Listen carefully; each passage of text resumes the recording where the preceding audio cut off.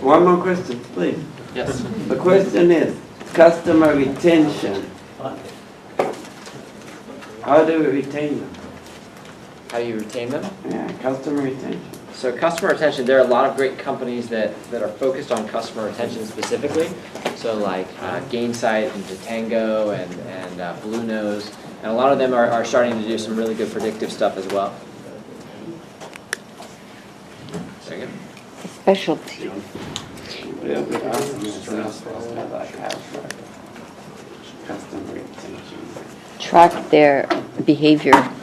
And what happened to them? We want them back. Awesome. Thank you. My name is Steven. Thanks, That was great. Thank you. Show them that they are I like your appreciated. Walmart quote. It was, I mean, but he was like you said, like I said, by the end of their lives, they're going to spend at least $200,000. And even though all they don't have healthcare, they don't get coverage, but they still have to smile at everybody because smile, they're going to spend a lot of money. I think any industry, that's good advice. Smile and dial. Smile and dial. They can see your smile even through the phone.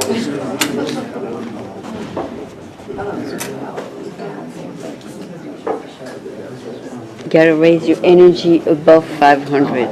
Anyway, wait, can I really quickly tell you what I got out of this?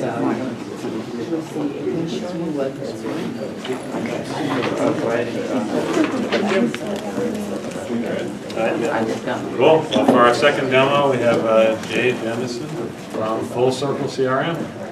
Take it away, Jay. Thank you, guys. I like it. Thanks to Infer for sponsoring. Thank you to Rackspace as well for hosting. These are always great meetups. Jamie, apologize for sneaking in the beginning of your demo. Was hustling across town. What we got here? Oh, great. Of course. So I was really excited while we kind of get PowerPoint back loaded up. I was excited to speak at this event tonight because not only as you'll see what we have for you with Full Circle as an analytics and reporting application, but also because of this need for better reporting in Salesforce. It's kind of a trending piece right now. We're seeing companies that are being required to have better analytics and better visibility in Salesforce because their companies really want to use Salesforce as that kind of overarching system of record, that one source of truth that they can then do all of their reporting from. And so, there we go. So hopefully this works this time. Great. So, as David mentioned, my name is Jay Jennison. I work for Full Circle, and I manage new business and partnership development for them. And so, what Full Circle really is a native Salesforce application that really extends the existing reporting functionality within Salesforce to provide better visibility, better accuracy into all of your marketing data. And so, as a bit of context before we get over into the demo org and I show you some of the different features and some of the reports that we can pull, wanted to provide just a bit of exposition. What led to the genesis of our company about 2.5 years ago was the recognition kind of that companies are spending a lot of money on marketing technology right now, not only in Salesforce and a CRM, but also presumably some sort of marketing automation product as well. And despite this kind of substantial investment, we're still seeing companies that struggle to really access the data they require to make confident decisions and then really kind of optimize their marketing practice based off of that. More often than not, the companies that I engage with have some sort of existing data set in place, but they also recognize that it's some sort of it's inaccurate, it's a bit limited, and therefore they're really not leveraging the data to the best of their ability. And so we wanted to kind of really investigate where does this distrust in the data currently lie? What's really creating this distrust? And so we found it to really be rooted in some data disconnects. I used to work for Salesforce, and so if there are any Salesforce people in the room, you might recognize the crack slide. It's a pretty common one up there. But this slide right here is a really great overview as to the specific gaps, the specific limitations that our application addresses in Salesforce to provide all that better reporting functionality, the better visibility, the accuracy, and finally the granularity. And so I want to quickly run through these just so we're on the same page, but before that I'd like to poll the audience. How many of you guys, as a part of your job, are tasked with doing some sort of reporting inside of Salesforce? Okay, decent amount. How many marketers out there do we have? Decent amount, okay. So I'm just going to seek to keep this high level, but I definitely want to run through this real quick. So when we think about the marketing and automation side of the equation, all the big vendors down to the small guys, they do a great job at that high level reporting. Of a specific program we ran, how many emails did we send out? Of those emails, how many clicks, opens, bounces did we get? That's all pretty easy. Now, where marketing automation across the board struggles is when we create a new lead and we push it from the marketing automation side into Salesforce. Once in Salesforce, it's actually pretty difficult to track what has happened after the fact. If we convert it into an opportunity and then close that opportunity, or instead, have we maybe disqualified that new lead? And if so, why? So the first thing Full Circle is really seeking to do here is to bridge the gap between marketing automation and Salesforce to provide that better continuity, that better visibility as we generate leads from the marketing and automation side, as well as all the other different channels we're utilizing. We push them into Salesforce, and then we track them through our successive stages of our funnel with inside Salesforce. Now, on the Salesforce side of the equation, this is really where kind of the bulk of the gaps, the limitations that our application addresses lie. So the first of those major gaps that we address is the lead and contact divide. I'm sure, if anybody, if you've used Salesforce, you've probably run into this challenge. There's no natural mechanism to report across leads and contacts in a holistic manner. Now, if we think about what a campaign response really is, inherently we understand a campaign response can represent not only a net new lead, but it can also come from an existing contact in our database. And therefore, it's really important to be able to report holistically across both leads and contacts so we can ensure that we have the most complete and inclusive data set that we do all of our campaign reporting from. So this is really kind of the backbone of the application. The second major gap that we're addressing here is with regards to historical response tracking. What I mean by this simply is just the ability to look back at a campaign I ran in the past and understand what happened to that campaign, what was the outcome, how many new opportunities did I create, how many of those closed, and then on the other side of the coin, how many of the new leads created did we disqualify and why. Right now, actually all of that information is being overwritten. And so this creates some significant challenges when it comes to doing any kind of trending reporting, kind of looking week to week, month to month, year to year, or just effectively benchmarking, your current efforts versus those past fiscal quarters or fiscal years. So that's the second major thing we solve for. The third piece is with regards to funnel visibility. Right now, within standard out-of-the-box Salesforce, there's actually kind of a gap in visibility in the higher stage in the funnel. That's specifically between when the lead is created and when the opportunity is converted. Now, if we think about kind of that stage of the funnel, we also understand that some of the most important marketing activity is happening there prior to opportunity creation. And therefore, it's really important to have some visibility into that marketing activity so we can understand, what's driving opportunity creation for our organization. So by filling in that gap, we're now able to offer actually true end-to-end visibility, all the way from when the lead is pushed over into Salesforce to when the opportunity closes in a one deal at the end of the day. And with that, that's going to enable us to finally do things like reporting on core funnel metrics, volume, velocity, conversion rates, all of which are otherwise very difficult and more or less impossible to do in standard Salesforce. There's always gaps there. And so, the alternative is just a lot of manual effort in Excel, which nobody likes. And then the last piece here that we address is with regards to campaign attribution. Right now, standard Salesforce seeks to try and credit a single campaign on the opportunity, give it all the credit. It also doesn't validate whether or not the person actually responded to that campaign. So in many cases, the campaign getting credit could be maybe an email campaign that bounced off the recipient, something they never saw or responded to. Nonetheless, it's still going to get the credit. And so you begin to realize how this sort of attribution methodology can create some pretty significant inaccuracies when we go to do campaign reporting on the back end.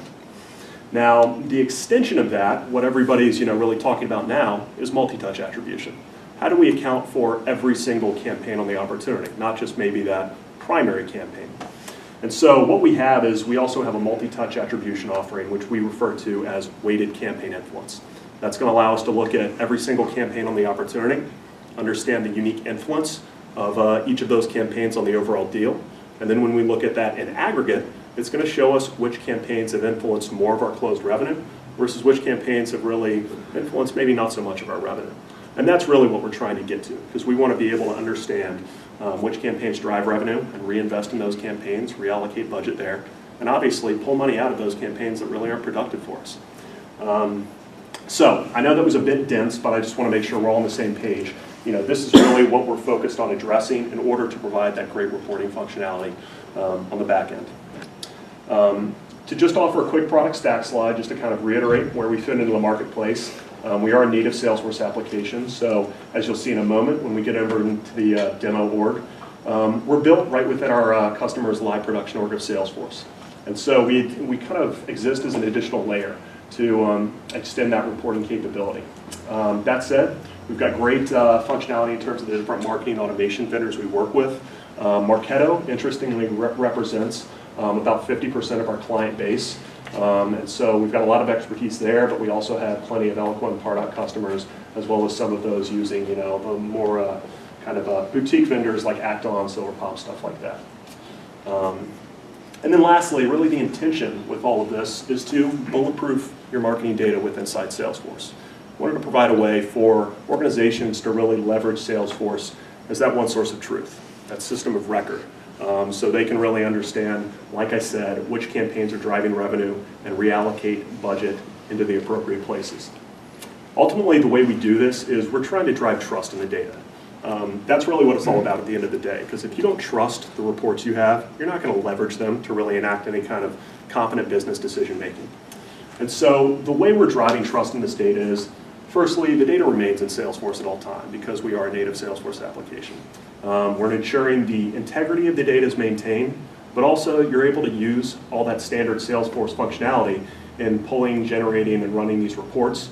Keep in mind, the big difference here is the reports we deliver are just a lot more robust in their functionality, their accuracy, and the granularity of the data. Secondly, we're ensuring that marketing and sales finally have alignment between their numbers. In the past, we typically see marketing in Excel or a marketing automation product, and because sales reports from Salesforce, marketing from one of those other disparate kind of locations, they have separate data sets. And so the numbers that they kind of deliver never match up, never align, and then we're kind of left with wondering which set of data is accurate. And so we've brought everyone back into Salesforce, and now the numbers between marketing and sales finally line up with one another, and that really just improves alignment between the two departments as a whole, because now there's clear ownership, clear accountability as to who's responsible for what sort of activity. And then lastly, the big kind of value add in the trust in the data is with we're really delivering unparalleled granularity in the data that we provide. We can take you all the way down to the individual campaign response. And that's really powerful for marketers and salespeople alike, because finally, if they see a kind of anomaly or a weird looking number, they can dig into the underlying data and really understand and validate how they arrived at that number, ensure that it's accurate, but also from a C-level standpoint, when that CMO looks at the reports, they'll have a lot of confidence as well, because people can explain to them, in fact, how they've arrived at a specific number, and therefore they're going to trust that data. So at this point, I want to move over to our demo org. This is a quick logo slide. As you can see, some of the customers we work with. Infer and us have a common client in Box. I'll actually explain to you how Box uses Infer's product kind of in conjunction with ours. We have Serious Decisions as a customer as well. I'm sure some of you are familiar with Serious Decisions.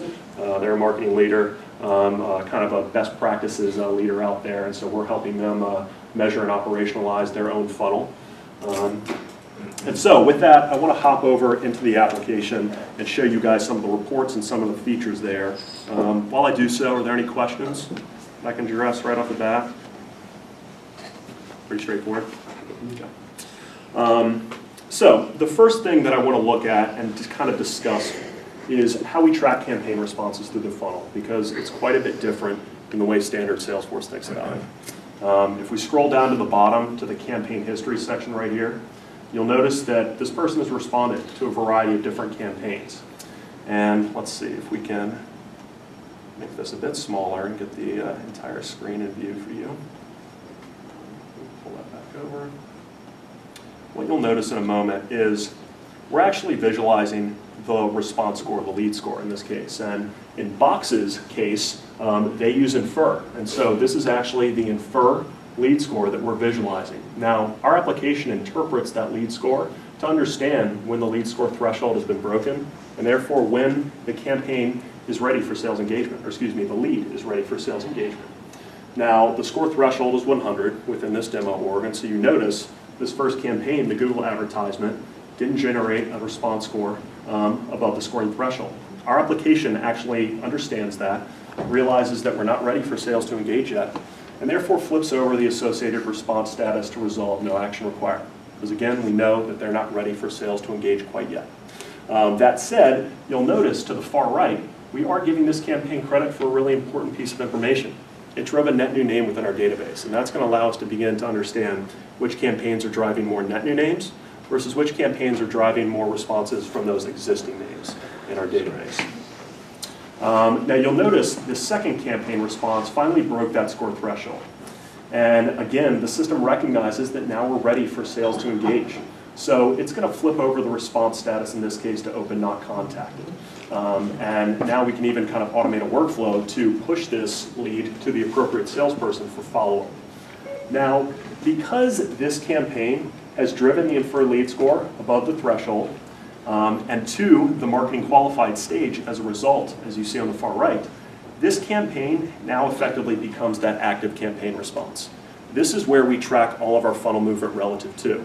And the big difference here is that we do that on the campaign member. So I want to quickly hop over to the campaign member at the risk of maybe going a bit too technical, but I want to give you a look at where we track all of our funnel movement. And it's not going to let me do that, of course. Let's try that again. Okay, so we're going to skip that. So just to circle back to that, we're doing this in the campaign member. We track all of our funnel stages there. And because we're reporting on the campaign member, that's what's allowing us to report across leads and contacts. We're not trying to report on the lead side or the contact side. Instead, we report on campaign members and therefore can really bridge that divide between the lead and contact. So now that we've kind of talked through how we build the data, I want to take a look at a few of the different reports that we offer as it relates to the funnel.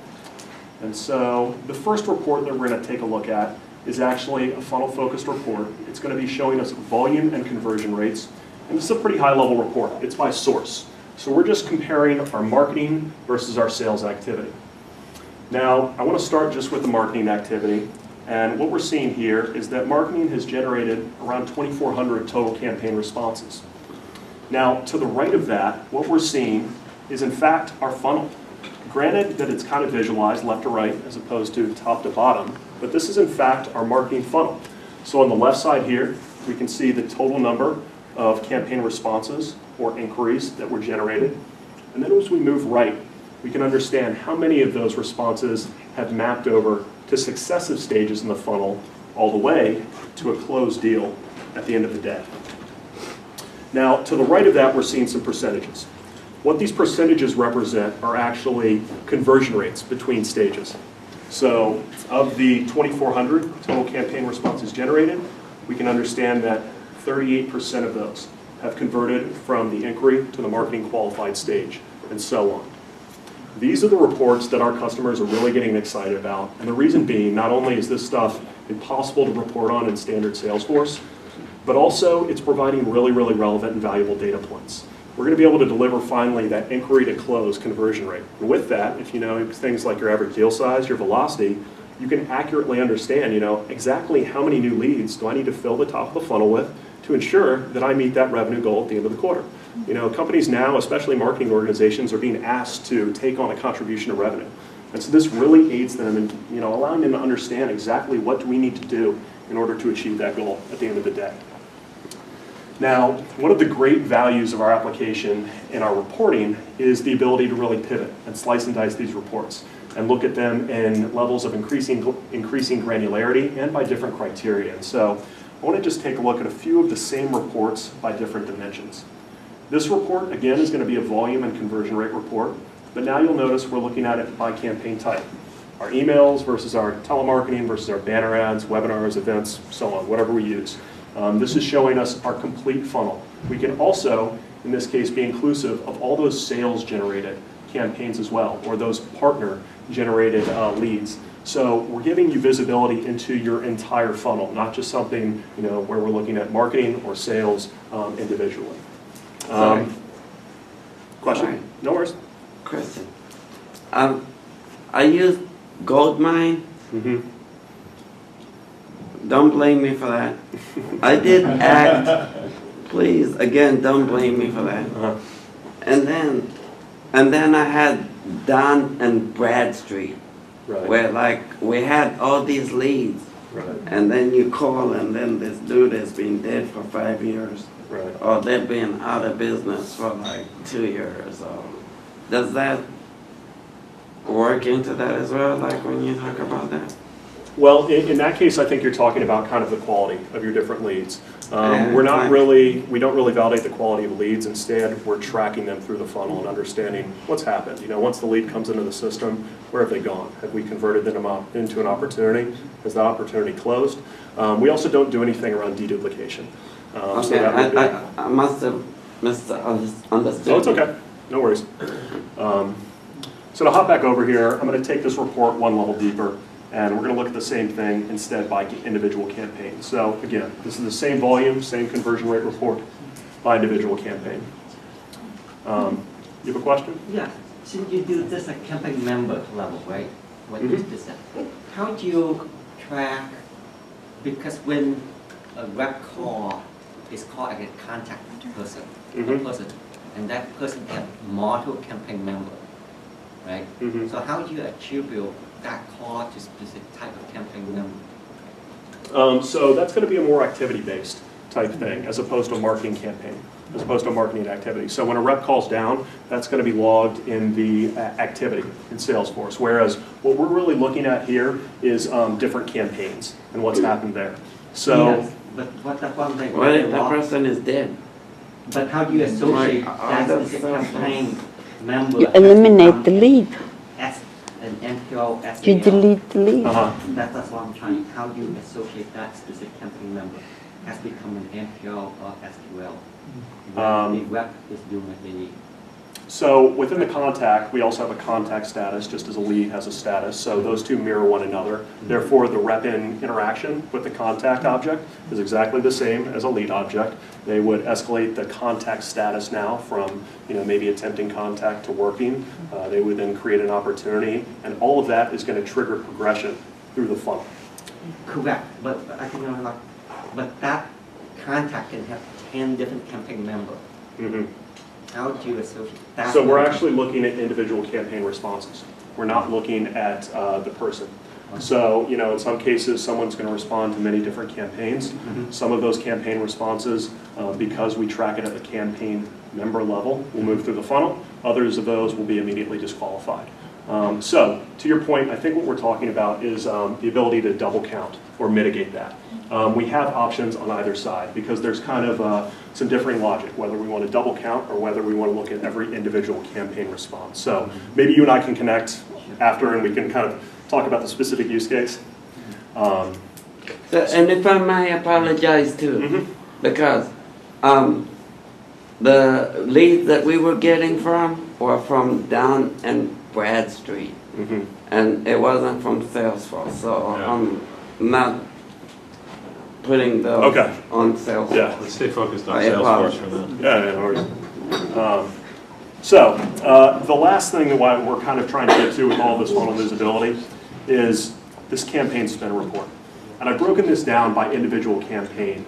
So we're just looking at a single campaign. But now, with all of this data, we're able to really bring together kind of an inclusive view of exactly what's happened to a campaign. And as we move left to right, we can see the cost of that campaign, in this case, $20,000. It's generated 134 total campaign responses. As we move to the right, we're kind of seeing the progression through the funnel. So what number of opportunities we created, and how many of those did we actually win? Now, as we continue to move right, you're not only seeing the total pipeline generated and the opportunity amount, but we're also seeing the opportunity value won. And from that opportunity value won, we can do great things like ROI derivation. We can get to our cost per response, our cost per opportunity, and even our cost per closed deal. So this is kind of what our current customers are using as that holy grail, because it's really bringing together and giving them a full view of exactly what the performance of a specific campaign has been. You know, in some cases, we might generate a great number of new opportunities, but relative to its cost, it hasn't been that productive for us. So this really puts it in perspective relative to things like cost, as well as the output in terms of the opportunity value and closed revenue it's generating. So this has been very heavy on the funnel side of the application. The other side of the application is with regards to campaign attribution and multi-touch attribution, which we call campaign influence. And so I want to quickly hop over there just to give you a quick look. You guys bear with me for 1 second. So what we're looking at here is actually called our Deal Explorer. This is unique to Full Circle, and what it does is it helps to aggregate key data points specific to an opportunity. So as you can see at the top, we have our opportunity right here. It's worth $650,000. And then below this, we can see every single campaign that has been associated to this opportunity. Now, if we look on the left side right here, this model represents what standard Salesforce does. It seeks to attribute a single campaign and therefore give it all the credit. And therefore, it's pretty short-sighted because as you can see, we discredit all those other campaigns. What we really want to get to instead is a way to understand how every single campaign has had some unique influence. Because that's really the case. You know, all these campaigns aren't created equal. Some have been very influential. Some have been a little less influential. And so if we move to the far right side, this is really what we're trying to get to. What's happening here with these three different influence models are they're breaking down the total opportunity value of $650,000 and applying it down as a percentage of the total to each campaign so we can understand that some of these campaigns are more influential versus some of these campaigns are much less influential. Now, you'll notice that all of this is specific to a single opportunity. When we look at this in aggregate, that's really where it becomes powerful. Okay, so are you saying that by specific contact role, they therefore get a higher percentage of the weighting, or what's the attribution model? Yeah, so when we break down and when we configure these attribution models, it's not only based on marketing touch points, so we're going to give a little credit maybe to the primary campaign, more credit there versus the first or the last touch campaign. We then look at contact roles, and we would assumingly maybe give more credit to the campaigns that the decision maker has responded to versus that technical influencer. We can even look at campaign types and give more weight to, you know, maybe those event-driven campaigns that we leverage versus maybe just the newsletter or something like that. So all of that comes into the configuration of the models. The three different models apply themselves down to every single opportunity in the database. So when we look at this in aggregate, we're going to get something like this. And let me see if I can consolidate this a bit. Oops. There we go. And so this is a dash that we configured for the Series Decisions Summit last year. And let's just focus on the right side of the screen. As you can see, each of the models is visualized in one of the three swim lanes. Now, if we scroll down to the bottom, you'll notice we're looking at first the most influential campaigns on closed revenue, as well as the total dollar amount of revenue they've influenced. Below that, we've also are looking at the most influential campaigns on our open pipeline. So we can really begin to also differentiate which campaigns drive more closed revenue versus which campaigns maybe drive more open pipeline, opportunity creation. As we scroll back up to the top, this is where it gets kind of cool because you'll notice that we've inserted some different business dimensions. In this case, we're looking at which campaign types are most influential on total revenue. And as you can see, our email marketing in green is in fact the most influential to the tune of over $21 million. As we scroll down though, we've actually inserted some additional business dimensions. And in this case, we're looking at it across company size. So now which campaign types are most influential across the different market segments that we sell into, enterprise, mid-market, or small business. Now, we can very easily pivot on this and look at it instead by something like account region to understand which campaign types are driving more revenue in different regions we market to. We could look at it across industry or vertical to understand which campaigns are driving more revenue specific to those industries or verticals. So One of the great benefits of our reporting is the flexibility and the ability to really slice and dice these reports and look at it across business dimensions. So think about anything that you guys track within a standardized a standardized field in Salesforce. We can report by that dimension after the fact. Finally, below that, now we've kind of standardized this view. So we're looking at proportional influence. And this is really great because it provides a kind of real-life use case as to how we can pull some insight out of this. You'll notice that in the enterprise space, the banner ads in purple are actually a pretty insignificant influencer to enterprise revenue. But as we move right to the mid-market and small business, we see that the banner ads are actually a very influential campaign type to those market segments. And so this is a great example of how we can understand to best engage companies of different sizes, because we obviously know which campaign types are more compelling versus less compelling to them. And so this is a really high-level kind of a great example of some different functionality we have around multi-touch attribution. We refer to it as weighted campaign influence.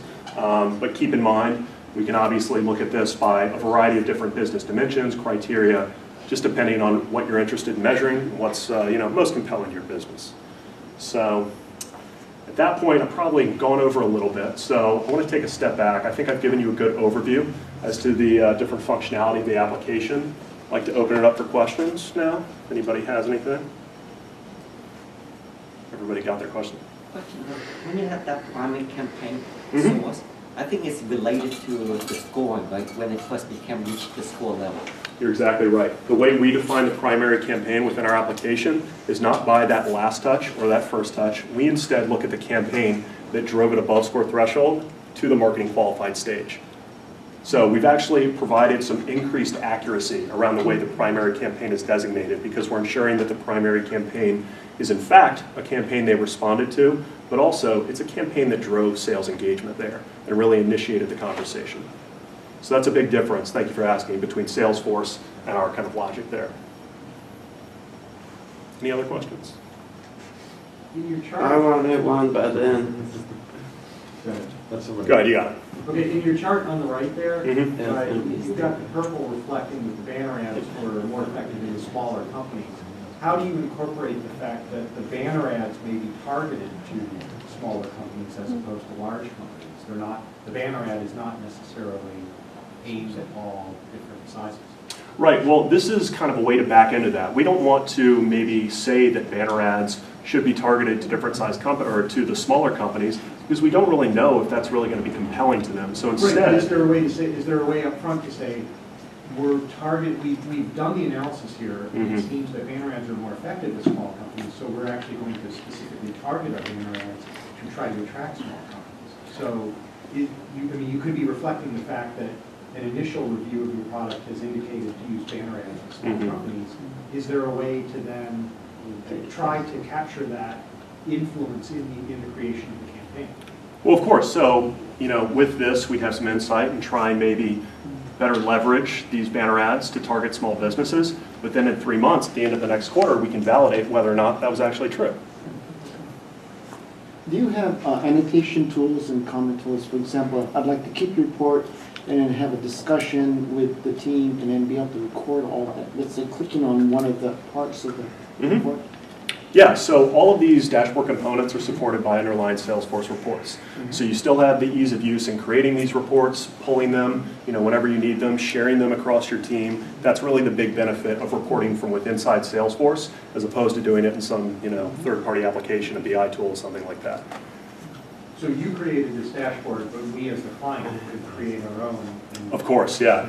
Yeah, and we would certainly recommend that. We have about 170 pre-created reports, about 15 plus pre-created dashboards. That said, it's standard Salesforce reporting. You still have the ease of use to create this. And so when we deploy with our new customers, we really dig in to understand, what do they want to report on? What do they want to get out of the application? We configure all of this in line with that so that you guys can have the visibility that you really want.